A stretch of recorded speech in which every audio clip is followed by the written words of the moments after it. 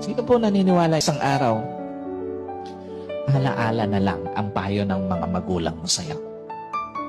At sino po naniniwala, isang araw, yung nanay na kasama mo ngayon, maaaring katabi mo ngayon, yung tatay na kasama mo ngayon, isang araw, aalalahanin mo na lang din.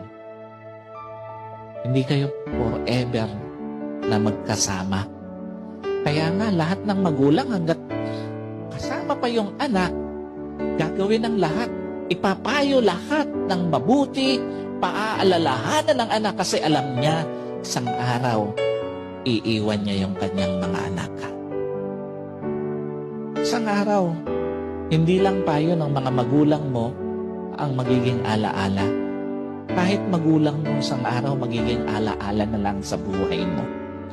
Kaya nga napakapalad mo kung may magulang ka pa ngayon na kasama, may magulang ka pa ngayon na nagpapayo sa'yo, may magulang ka pa na nagpapaalala sa'yo. Kasi one day, wala na yan sa tabi mo. Yung mga payo niya, alaala na lang din sa buhay mo.